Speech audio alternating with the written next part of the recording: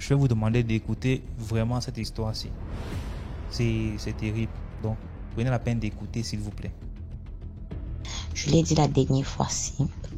Et je réitère cela aujourd'hui parce que je vais raconter une seconde histoire qui est toujours réelle.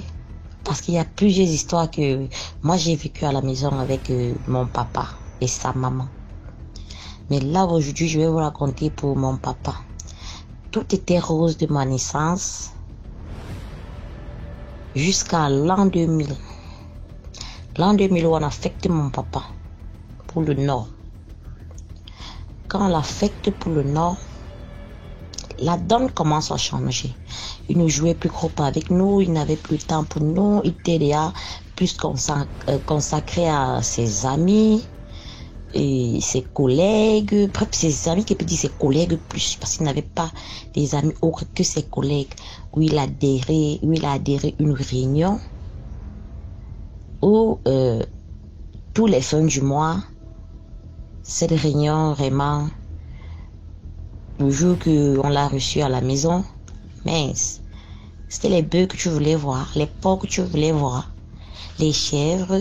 Moi, je comprenais même plus juste la réunion, c'était la fête. Donc, quand vous êtes enfant, il y a un truc comme ça, vous êtes fiers. Vos amis sont derrière, ils vous attendent. Vous allez porter des plats et tout, vous allez partir donner à vos amis, ou bien de quoi vous suivre dans la chambre, et ainsi de suite. Ils sont alignés aux escaliers, ce qui nous attendait en bas au rez-de-chaussée. Donc, c'était un peu cela. Alors, maintenant, quand on arrive là-bas, tout était rose, après, ça donne change. Papa commence à changer de comportement. Déjà, il fréquentait déjà un de ses chefs, un commandant, qui était tellement collé à lui, il est venu à la maison, on s'entendait bien. Après quelques instants, aux écarts du 6 mois, il débarque avec la statuette de lion là, mais en bois. C'est lui qui prenait soin toutes les semaines, tous les mercredis. Après, de nous tous à la maison, il dit non, c'est moi qui dois maintenant commencer à oingre chaque mercredi avec de l'huile rouge. Moi, je comprenais pas le pourquoi. J'étais petite. Je croyais que c'est normal. Moi, j'ai aidé mon papa à faire l'entretien. Qu'elle demandait papa pourquoi on le fait. Il me dit non, ça l'a toujours prié. Et personne d'autre ne devait le faire. Ah, ma mère, elle simplifiait, elle disait, ah, c'est le père et ses enfants. Comme ça ne suffisait pas, les jeux avec nous ne le faisaient plus, comme j'ai dit d'abord. Des blagues, des balades, il n'y avait plus. Il était distant. Il n'aimait plus trop quand on priait à la maison. C'était un peu bizarre, quoi. Après, c'est plus ça. C'est que quand il nous lave, il commence à me toucher les parties intimes. Il met un peu du temps sur mes parties intimes.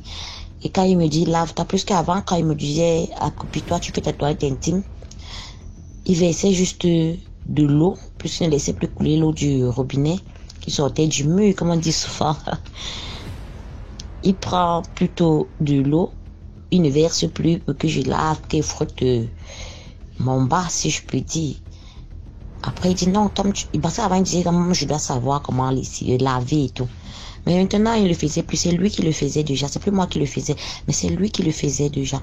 Et quand il le faisait, il avait une façon de le faire comme s'il me caressait doucement. Quand je vais, je dis à maman, maman, la façon que papa m'a fait la toilette aujourd'hui là, c'est pas comme les autres jours qui me demandent souvent de faire la toilette. Lui-même, il a fait ma toilette. Et il me touchait un genre, il caressait mes fesses, il touchait mon zizi. Il caressait le bout de mon zizi. Ma mère m'a chassé. Ah, les parents qu'on a souvent. Ma mère m'a chassé DM. Elle me dit, ah, va là-bas, tu es un enfant, tu ne dois pas parler des trucs comme ça, tu t'exprimes mal, bla, bla, bla, bla, bla. Ça passe. Une autre fois, il me lave encore, il fait la même chose. Quand je viens dire maman, elle me chasse. Déjà comme l'histoire. Et je veux dire cela que c'est quelqu'un qui appelle, c'est une fille, mais voilà, elle pense que on appelle ça Zizi, donc c'est pas Zizi, c'est le, tu vois un peu, donc faut pas prendre note, c'est juste que elle ne connaît pas ce qui veut vraiment dire un Zizi, tu vois un peu. Elle me chasse. Déjà comme l'histoire est tellement longue de ma vie, je vais la segmenter, donc couper plutôt, couper, et ensuite, chaque jour, je vous raconterai une nouvelle journée de moi, ce qui s'est passé. Alors, il le fait. Je dors, je rêve qu'il y a un gros serpent bois sur la porte. Mon père, il dit, ah, je sens que je ne réveille à rien. Je dis à ma mère que ce ne sera pas les derrière, ça les réels. Bon, Je sentais des trucs bizarres et tout. Je dis à maman, j'attire ma mère l'attention que papa est bizarre. Est-ce que tu n'es pas sûr? T'es encore petite, hein? Mais 6 ans, 7 ans, papa, à ma mère que, est-ce que tu n'es pas sûr que papa est déjà sorcier?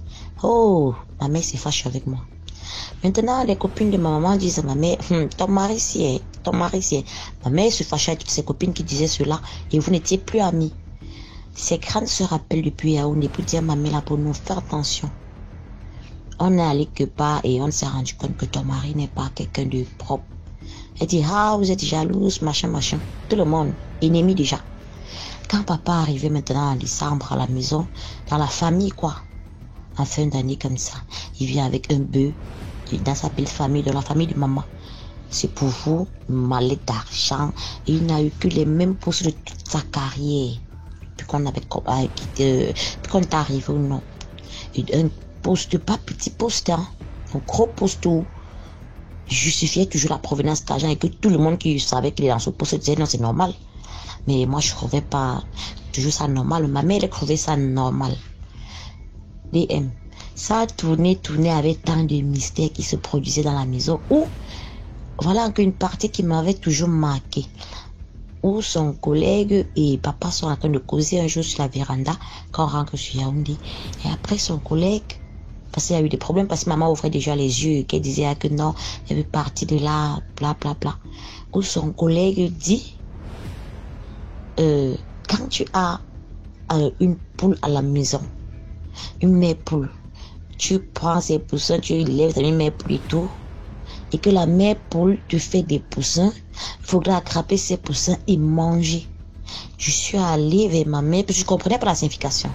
Je demandais à ma mère que voilà ce que j'ai suivi papa causer avec son ami à la véranda. Elle m'a toujours chassée. Elle dit, tu as mal entendu. Mais elle va voir papa. Après, elle dit, papa, elle dit à son époux, est-ce que ce que l'enfant dit est réel? Il dit, mais non, elle a mal suivi. Il y a les poules qui passaient. On parlait des poules qui étaient en train de passer. Bref, il a sorti une version à ma mère. J'ai dit, ah, ça va. Plus tard dans ces réunions qu'il a toujours allé faire ici. Il reste comme ça, il dit à ma mère que je lève, il prend une somme de 500 000 $ à ma mère. Il dit à ma mère, prends l'enfant, vous partez à Yaoundé. Il ne me dit pas où vous êtes allé, mais ne va pas à la maison de Yaoundé. Ma mère dit pourquoi? Il dit à ma mère, il a fait un mauvais rêve qu'on est venu me chercher dans la nuit et on m'a tué. Ma mère perdue et tout ne comprenait rien. Il faisait tout pour chasser ma mère de partir vite avec moi. Ma mère me prend et me ramène sur Yaoundé. Elle vient me laisser chez ses soeurs. Elle remonte. Mon père dit, je ne veux pas savoir où tu as laissé l'enfant. Maintenant, chez ses soeurs, elle dit cette histoire à ses soeurs. Et qui est ma tante, ma marraine en question. Elle trouvait ça louche. Elle s'en va, comme c'est une femme un peu qui aimait bien les histoires de maraboutage et tout. Elle dit, le marabout là s'en va, dit, le monsieur en question, il a mangé, pas qu'il a mangé, on demande de livrer sa fille. Et comme je suis unique enfant, mais il a plus à adopter des enfants de la famille, il restait plus avec nous. Et le monsieur en question ne veut pas donner son enfant. On a déjà menacé plusieurs fois. Alors il faudrait qu'on vienne chercher l'enfant, qu'on ne trouve pas l'enfant. Il ne doit pas savoir où il y a l'enfant. Parce que si il connaît où il y a l'enfant, ça pourra les transmettre là où je suis. Ha. Je vous assure, DM. Le monsieur en question, il m'a fait des histoires de lavage. J'étais petite, il ne pouvait pas dire non. Je ne faisais que regarder avec mes yeux. Je pouvais que regarder avec mes yeux. Alors là, je suis restée sur Yaoundé tous les congés. Ils sont revenus me chercher. J'ai dit, la fessée. On ne me croyait pas. Jusqu'au jour où il est allé avec moi, il m'a forcé, il m'a fait des rapports sexuels. Et quand je dis à ma mère, elle m'a toujours fessé. Que tu dis n'est pas vrai. Dès que maman s'en va au travail, il reste pas derrière. Il vient me chercher à l'école, il dit c'est moi qui paye l'école, c'est mon argent. Il vient me séquestrer à la maison. Quand je veux régimber et tout, il lève son ceinturon, il pose ses rendus sur moi, il me bastonne, il me ferme la bouche. Il abuse de moi. Je pleure. Quand maman vient, je dis à maman, il dit que ce n'est jamais vrai. Maman, où elle avait seulement les yeux envoûtés, donc domptés par lui, je ne sais pas, elle ne me croyait jamais. Elle ne me croyait jamais. Jusqu'au jour où, je vais toujours couper l'histoire pour être bref, où papa s'est couché. Il m'a appelé. Il a appelé maman, les membres de la famille. Après qu'un oncle ait fini de faire, un oncle prêtre ait fini de faire une messe à la maison et tout, il a demandé que tout le monde se confesse et tout, vu ce qui s'est passé. Moi, j'ai raconté tout à mon oncle. Alors, il avait assez de sa sœur. Il est arrivé, il a dit, voilà, aujourd'hui, je peux pas avoir ma nièce qui souffre comme ça, pourtant je suis un homme de Dieu. Il vient, il fait une prière, il fait des incantations, il fait des trucs, il nous lit la messe, après il nous fait boire, manger la première communion, il fait boire le vin des messes des prêtres là. Sur le vin béni, un truc comme ça, oui. Quand on finit de boire, sur les tout et tout, on demande à tout le monde de libérer son ventre et tout. Papa, il ne dit rien. Il dit que lui, il a pardonné. Il dit la vérité de grâce et des choses. Il ne dit rien. Après, mon oncle dit que tant pis pour toi. Moi, j'ai seulement fait ma part. Et j'ai fait ma part dans le bon chemin. Je sais que tu es compliqué, que tu ne veux pas révéler tout ce qui est dans ton ventre. Il dit que pour qu'on puisse trouver une solution, tant pis. Il a toujours nié que non, non, non, non, non. C'est ainsi, DM, que papa, un jour, se couche. Quelques temps après, donc il dit un mois après, il m'appelle parce que j'avais à quitter la maison. En ce moment, j'étais à grande parce que je coupe juste l'histoire de ma vie. J'étais déjà grande. Il m'appelle, il se confesse. Il me dit, la sœur de ta mère, la petite sœur, c'est moi qui ai tué. Le petit frère, c'est moi. La cousine, c'est moi. L'autre gardien, c'est moi. Il a cité que, moi, ça me surprenait pas. J'ai appelé ma mère qui vient écouter la partie qui m'a fini et que je ne m'attendais pas et que même ma mère ne s'attendait pas.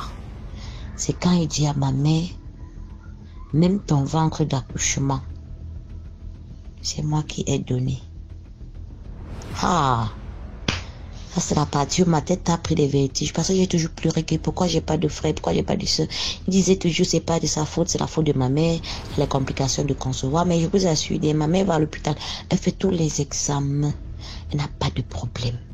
Concevoir et conçoit deux, crois-moi, quelque chose se passe comme je sais pas, comme un verre, tu vois comment ça gonfle, ça passe. La grossesse part, on voit seulement les saignements après qu'ils débutent.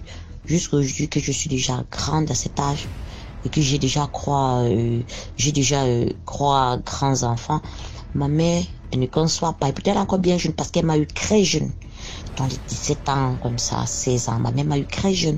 Déjà, quand je dis ma mère, on pense que c'est ma grande, c'est parce qu'on fait, je suis même plus vieille que ma mère physiquement, puisqu'on fait la même génération et tout. Et déjà, je suis même pas encore dans la quarantaine DM.